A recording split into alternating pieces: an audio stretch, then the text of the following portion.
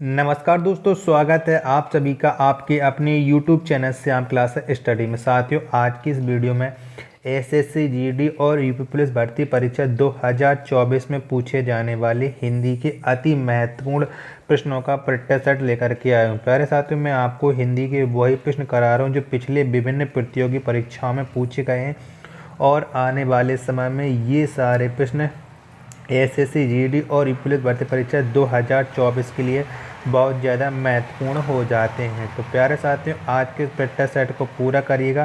Practice set को पूरा करने के बाद आपको अपना आंसर ईमानदारी के साथ कमेंट बॉक्स में शेयर किया करो। आप जो लोग कमेंट बॉक्स में स्कोर शेयर नहीं करते, आप जो लोग अपनी गलती को छिपाते हो। अगर आप अपनी गलती को छिपाते रहोगे तो आप सफलता हासिल नहीं कर पाओगे। ये मेरी बात को आप याद रखो, ठीक है। अपना स्कोर ज़रूर बताया करो। अगर आप अपना स्कोर शेयर करना सीख गए तो आप अपनी लगातार मेहनत करोगे और एक दिन ऐसा आएगा कि आपका अच्छा स्कोर होने लगेगा। तो और प्रैक्टिस सेट को पूरा करने के बाद इसे आप अपने उस दोस्त तक ज़रूर पहुंचा देना जो आपके साथ एसएससी जीडी और पुलिस भर्ती परीक्षा 2024 की तैयारी में लगा है, क्योंकि अगर दोनों लोग सफलता पालोगे तो आपके लिए बहुत ज़्यादा महत्वपूर्ण होगा। तो इन्हीं सब बातों को ध्यान में रखते हुए शुरू करते हैं आज का अपना ये हिंदी के अति महत्वपूर्ण प्रश्नों का ये प्रैक्टिस सेट। तो प्रश्न आपके सामने प्रश्न संख्या 39 है आपके सामने कि यह रास्ता दुर्गम है, सावधानी पूर्वक चलें, वाक्य में त्रुटि का उचित रूप पहचानिए। तो बताना है आपको प्रश्न संख्या 39 में किस में त्रुटि है। तो ये आप दिख रहा है कि दुर्गम, तो ये गलत लिखा है। तो इसका शुद्ध रूप हो जाएगा दुर्गम, ये इस तरह से लिखा जाएगा। ऑप्शन नंबर डी इसका राइट आंसर हो जाएगा। प्रश्न संख्या 40 है आपके सामने कि आई ऐसी अद्भुत बेला ना रोक सका ना बिहन सका, दोहे में कौन सा अलंकार है। तो बताइएगा 40 में कौन सा अलंकार है।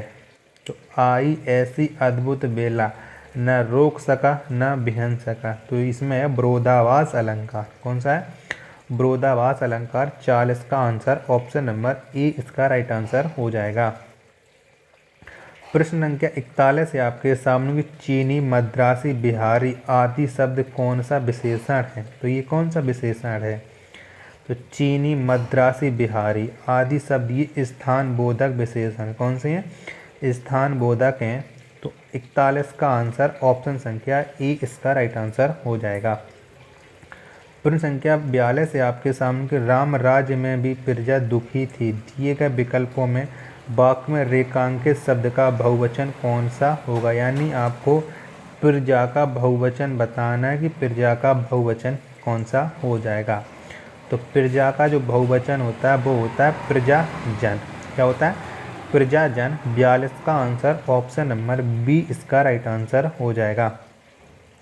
प्रश्न संख्या 43 है आपके सामने कि आधा तीतर आधा बटेर मुहावरे का अर्थ बताइए। तो कौन सा हो जाएगा?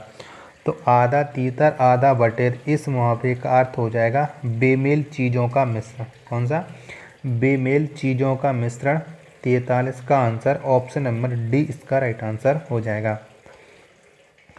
प्रश्न संख्या 44 है आपके सामने कि मधुशाला के रचनाकार कौन है। तो कौन है मधुशाला के रचनाकार? तो इसके जो मधुशाला के रचनाकार हैं हरिवंश राय बच्चन। कौन है? हरिवंश राय बच्चन। 44 का आंसर ऑप्शन नंबर डी हो जाएगा। प्रश्न संख्या 45 है आपके सामने कि सजना है मुझे सजना के लिए में किस अलंकार का प्रयोग हुआ है। तो बताइएगा प्रश्न संख्या 45 में कौन सा अलंकार है। तो सजना है मुझे सजना के लिए, इसमें अलंकार हो जाएगा यमक अलंकार। कौन सा? यमक अलंकार। 45 का आंसर ऑप्शन नंबर ए इसका राइट आंसर हो जाएगा। प्रश्न संख्या 46 है आपके सामने कि आने वाला क्षण लाल नजर आता है, रेखांकित शब्द का वचन पहचानिए। तो बताना है कि 46 में कौन सा वचन है क्षण में, कि क्षण एक वचन है कि बहुवचन है, ये बताना है। तो क्षण ये एक वचन है। कैसा है? एक वचन है। 46 का आंसर ऑप्शन नंबर डी इसका राइट आंसर हो जाएगा। प्रश्न संख्या 47 है आपके सामने कि सुबह में चिड़ियाँ चहचहाने लगती हैं, वाक्य में प्रयुक्त काल पहचानिए। तो बताइएगा प्रश्न संख्या 47 में से कौन सा काल है। तो सुबह में चिड़ियाँ चहचहाने लगती हैं, इसमें काल हो जाएगा सामान्य वर्तमान काल। कौन सा? सामान्य वर्तमान काल। 47 का आंसर ऑप्शन नंबर बी इसका राइट आंसर हो जाएगा। प्रश्न 48 है आपके सामने कि सुयश का पर्याय बताइए। तो कौन सा हो जाएगा सुयश का पर्यायवाची। तो इसका पर्याय होता है सुकीर्ति। कैसा होता है? सुकीर्ति। 48 का आंसर ऑप्शन नंबर बी इसका राइट आंसर हो जाएगा। प्रश्न संख्या 49 है आपके सामने कि दिए गए विकल्पों में से चिर शब्द का समानार्थी शब्द क्या है। तो कौन सा हो जाएगा चिर का समानार्थी। तो चिर का समानार्थी होता है वस्त्र। कौन सा होता है? वस्त्र होता है। 49 का आंसर ऑप्शन नंबर बी इसका राइट आंसर हो जाएगा। प्रश्न संख्या 50 है आपके सामने कि समाचार का बहुवचन दिए गए विकल्पों में से कौन सा है। तो कौन सा है? तो समाचार का जो बहुवचन होता है वो समाचार ही रहता है। क्या? समाचार एक वचन और बहुवचन दोनों में हमेशा एक सा ही रहता है। 50 का आंसर ऑप्शन नंबर ए इसका राइट आंसर हो जाएगा।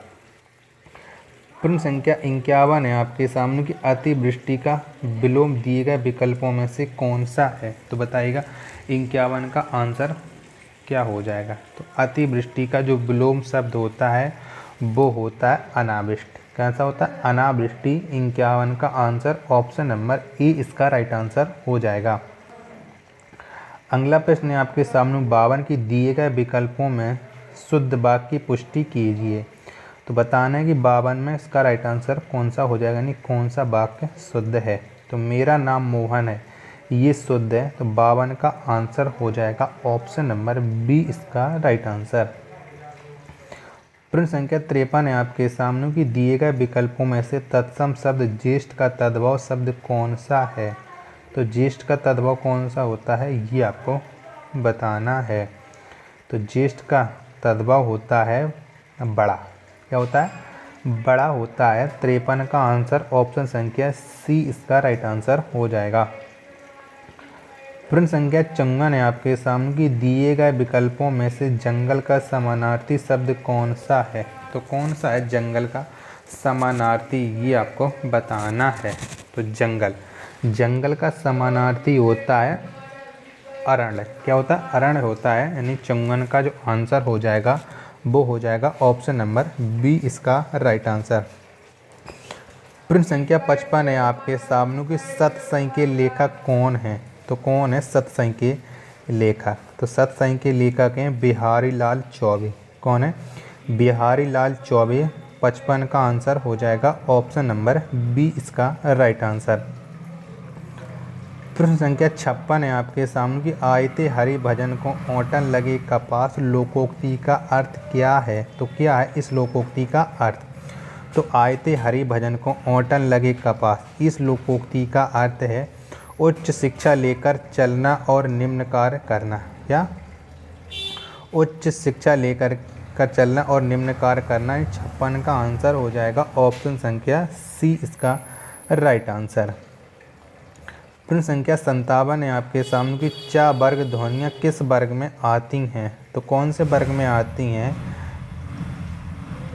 तो चा वर्ग आता है तालव्य ध्वनि के अंतर्गत। किसके?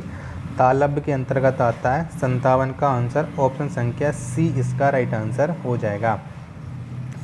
58 है आपके सामने कि चारु चंद्र की चंचल किरणें खेल रही हैं जल थल में, दोहे में चा और ला वर्ग की आवृत्ति हुई है। तो ये कौन सा अलंकार दर्शाते हैं। तो आप जानते हैं जहाँ पर किसी वर्ण की आवृत्ति बार बार होती है तो वहाँ पर कौन सा अलंकार होता है। तो वहाँ पर अलंकार होता है अनुप्रास अलंकार। कौन सा? अनुप्रास अलंकार। 58 का आंसर ऑप्शन नंबर डी इसका राइट आंसर हो जाएगा। प्रश्न संख्या 59 है आपके सामने कि काट होना मुहावरे का अर्थ बताइए। तो क्या हो जाएगा। तो काट होना इस मुहावरे का अर्थ होता है स्तब्ध होना। क्या? स्तब्ध होना। 59 का आंसर ऑप्शन नंबर ए इसका राइट आंसर हो जाएगा।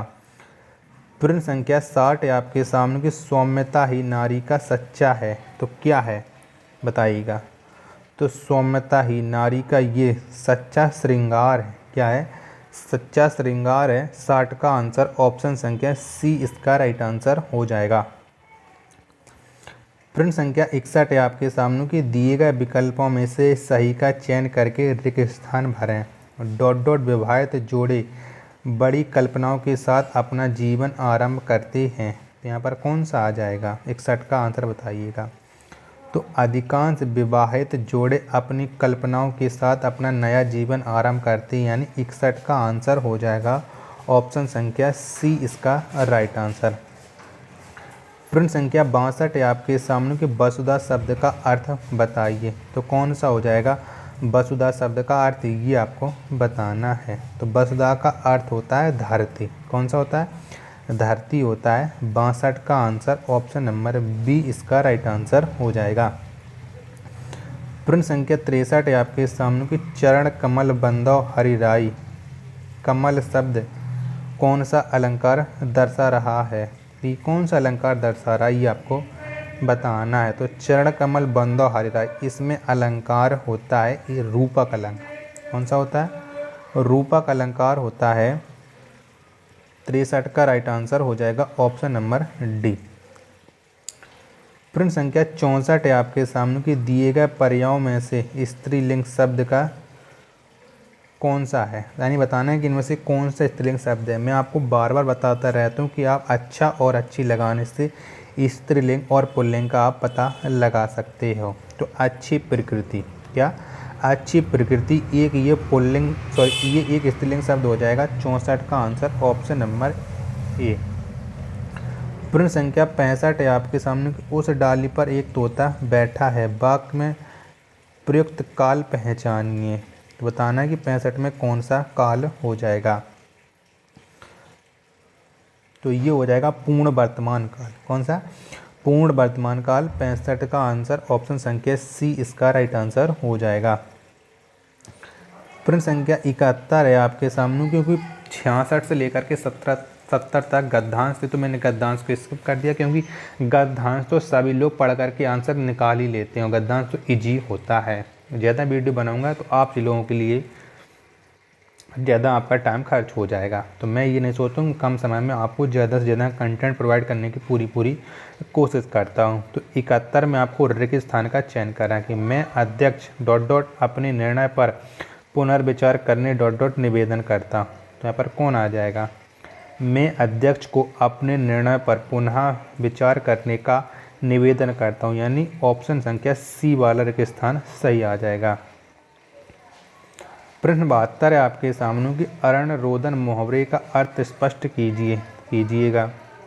तो अरण्य रोदन इस मुहावरे का अर्थ होता है निरर्थक। क्या होता है? निरर्थक। 72 का आंसर ऑप्शन संख्या सी इसका राइट आंसर हो जाएगा। प्रश्न संख्या 73 है आपके सामने कि राई का पहाड़ बनाना दिए गए विकल्पों में से इस लोकोक्ति का सही अर्थ क्या है? तो राई का पहाड़ बनाना इसका अर्थ बताइएगा। तो छोटी सी बात का बतंगड़ बनाना। क्या? छोटी सी बात का बतंगड़ बनाना। 73 का आंसर ऑप्शन संख्या ए इसका राइट आंसर हो जाएगा। प्रश्न संख्या 74 है आपके सामने कि भूडोल का अर्थ क्या है? तो क्या है भूडोल का अर्थ? तो भूडोल का अर्थ है जलजला। क्या है? जलजला। 74 का आंसर ऑप्शन संख्या डी इसका राइट आंसर हो जाएगा। प्रश्न संख्या 75 है आपके सामने कि निम्न वाक्य किस भाग में त्रुटि है? तो कुछ दरबारी बीरबल को मुसीबत में फंसाने के तरीके सोचते रहते हैं। तो आप बताने कि यहाँ पर किस भाग में त्रुटि है। 75 का आंसर क्या हो जाएगा? तो आप देख रहे हैं कि यहाँ पर ये मुसीबत तो गलत लिखा है, तो इसी भाग में त्रुटि हो जाएगा। ये है ऑप्शन नंबर सी में, तो सी इसका राइट आंसर हो जाएगा। तो प्यारे साथियों, अगर आपको ये वीडियो पसंद आई हो तो वीडियो को आप लाइक कर देना। चैनल को आपने अभी तक सब्सक्राइब नहीं किया होगा तो चैनल को आप जरूर सब्सक्राइब कर लीजिएगा। मिलते हैं अपने नेक्स्ट वीडियो में, तब तक के लिए धन्यवाद। जय हिंद मेरे प्यारे साथियों।